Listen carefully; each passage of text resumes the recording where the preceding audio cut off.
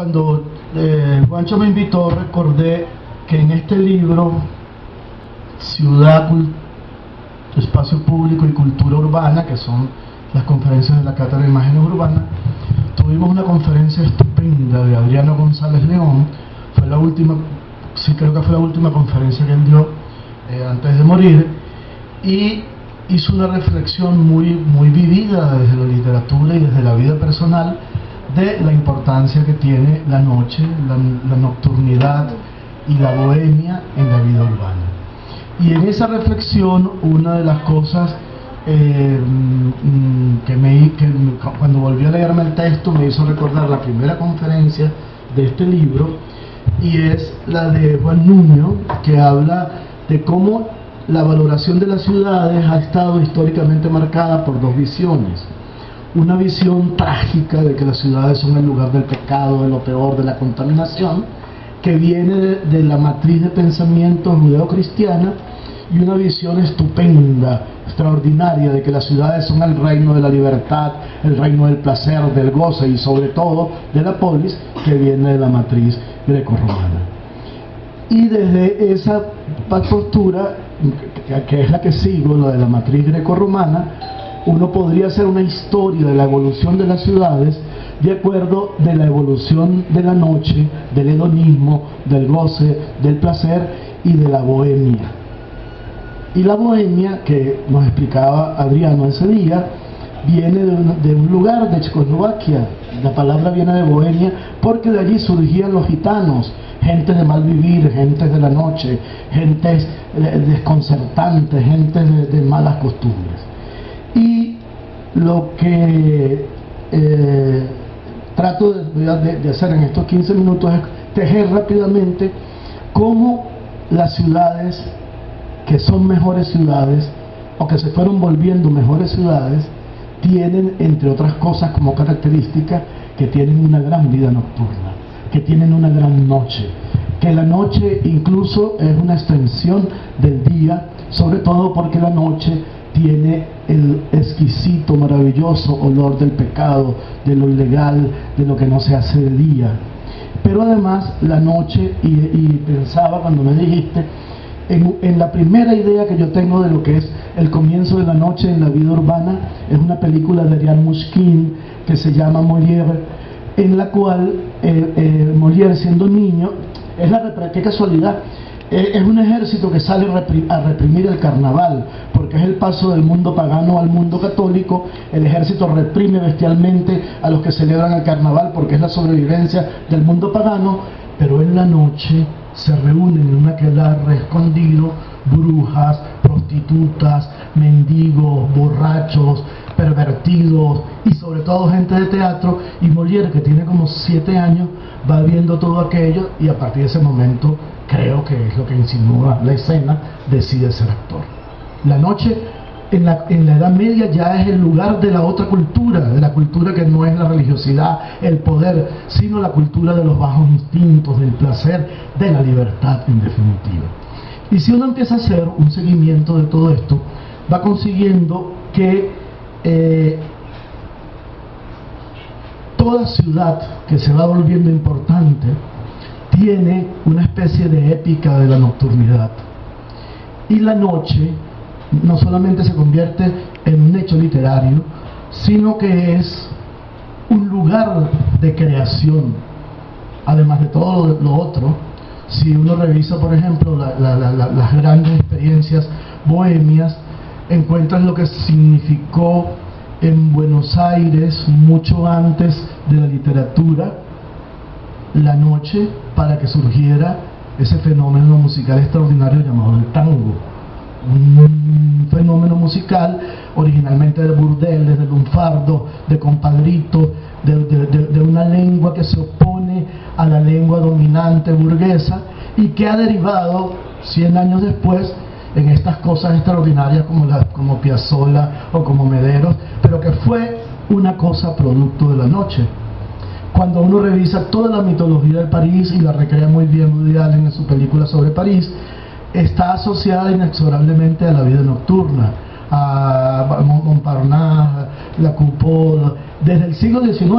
es decir, cuando en el Moulin Rouge la presencia de Toulouse-Lautrec, y luego en el siglo XX todos los movimientos,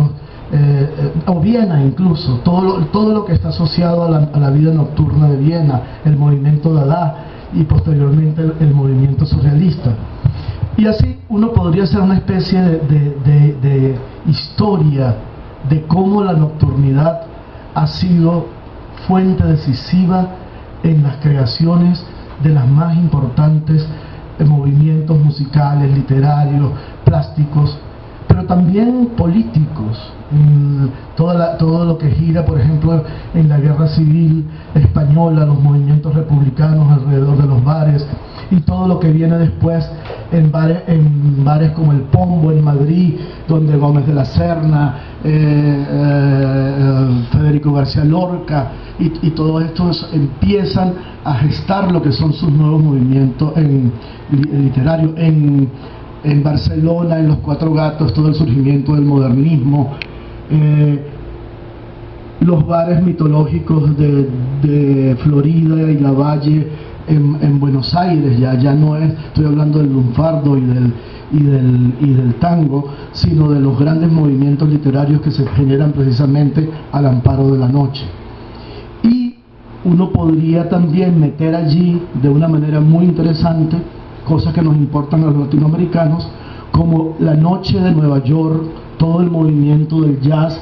donde luego Tito Puente es rey en Harlem, y empieza todo el movimiento de jazz latino que va a confluir más tarde en los 60 en el fenómeno de Fania, que va a generar uno de los movimientos, no sé si de resistencia explícita, pero de contrapeso identitario en el movimiento de gran expansión, en el momento de gran expansión del rock. Todo este cuento para decir que Caracas no ha estado exenta de eso, y que hay un ensayo que yo no he publicado porque era para un libro que se iba a hacer sobre los 50 años de Juan Sebastián Bar, donde intento hacer una especie de seguimiento de la vida urbana y de la cultura urbana caraqueña a través de la noche. Se llama El peso y la levedad de la noche caraqueña, y en ese trabajo intento demostrar cómo la vida nocturna de la ciudad ha estado jugando así como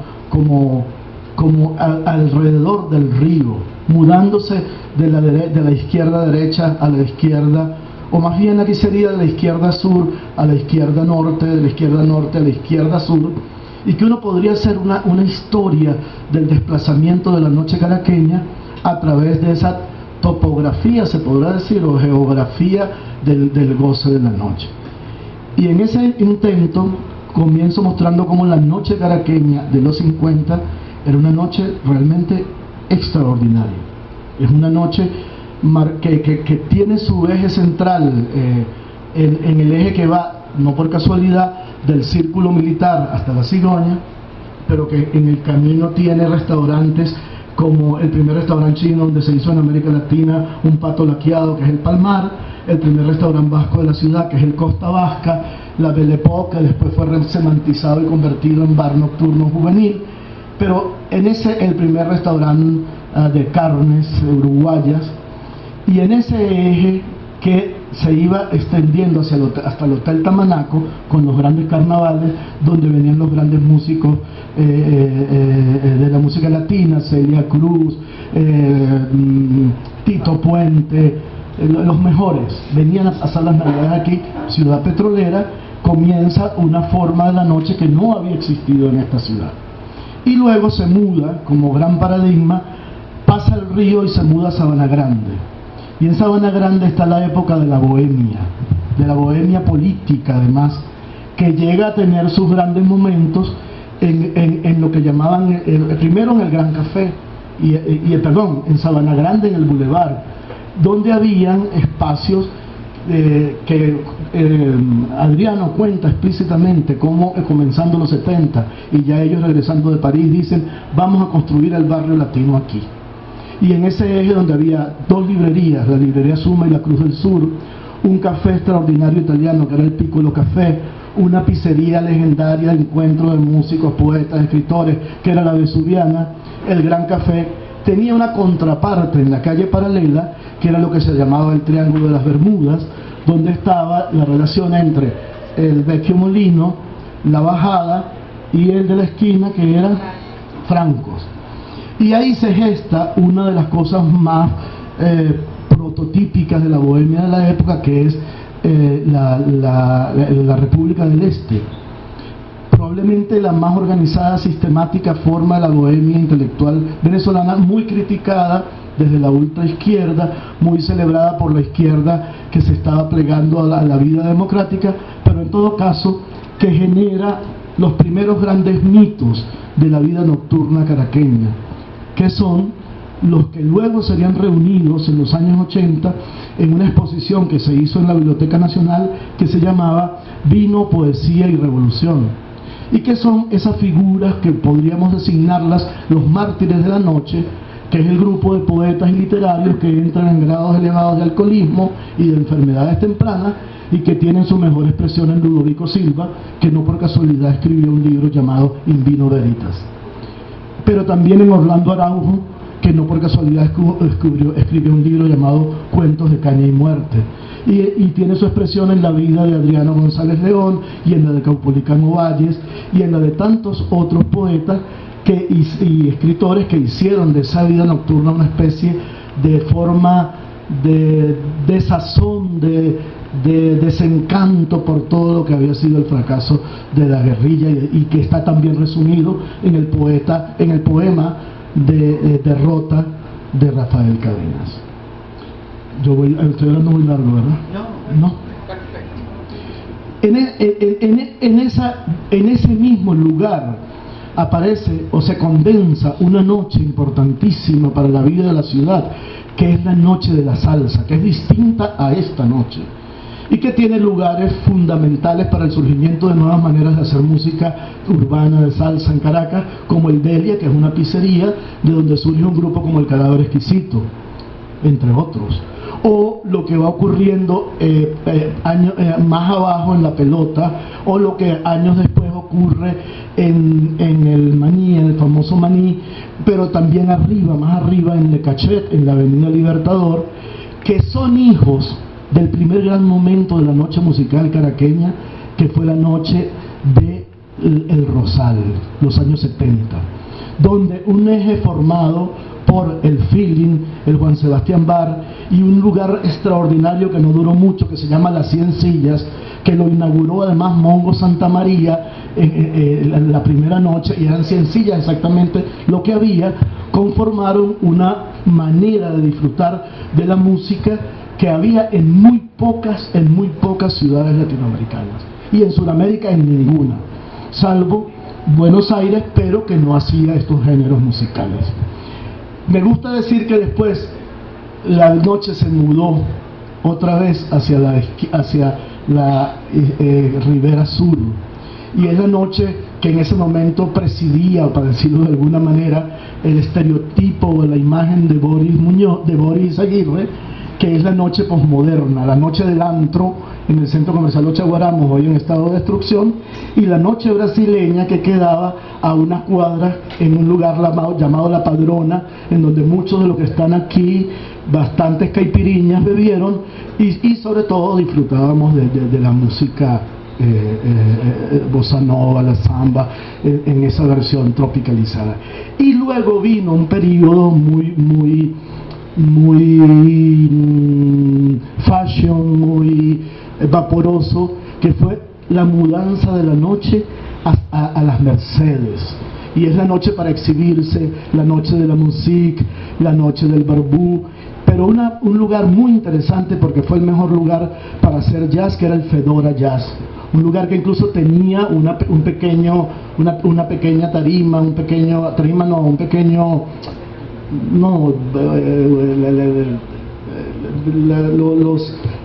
el término sería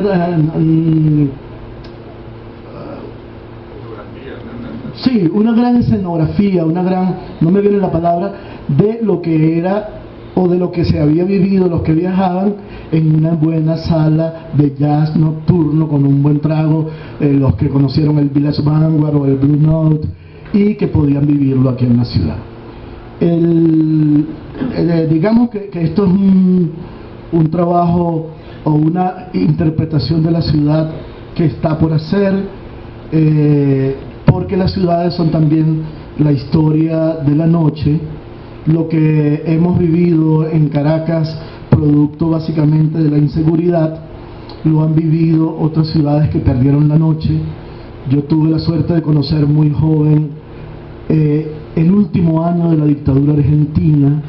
el año en que ellos entregaron el poder y nombraron y hubo elecciones y ganó Alfonsín. Era la noche más triste que recuerdo en mi vida, todavía la recuerdo y se me arruga el corazón, porque no había miedo a que te mataran, a que te robaran, sino un miedo metafísico a que te desaparecieran, no importa qué hacías.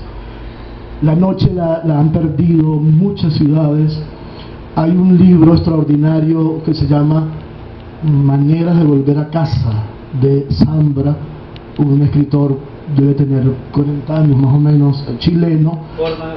Formas de volver a casa, donde cuenta cómo era la vida de un niño que sospecha que cosas extrañas están pasando, pero toda esa generación vivió la noche como se vive aquí, pero por otras razones.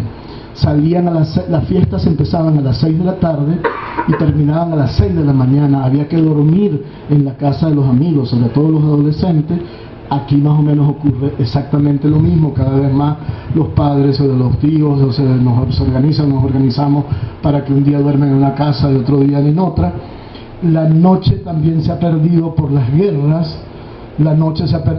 bogotana, que también tuvo sus momentos extraordinarios, se ha perdido por el miedo al terrorismo, por el miedo a los paracos, por el miedo al narcotráfico. La de Medellín, Medellín es un lugar interesante porque la noche de Medellín está marcada por un encuentro atípico en América Latina entre la música de salsa y el tango. El hecho de que Gardel haya muerto en Medellín generó una especie de culto al tango y una mixtura que en pocas ciudades se da. Yo, sin embargo, creo que la noche en Caracas no es verdad que está muerta, está secuestrada, pero es una noche oculta, es una noche llena de vida.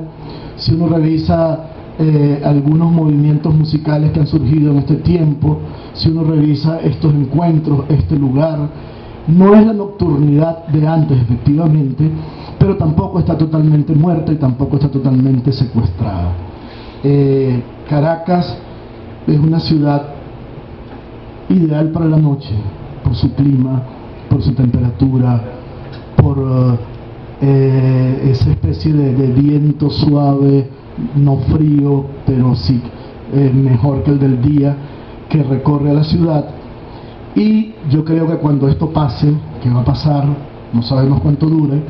aquí va a venir lo mismo que ocurrió después del franquismo. La noche del destape,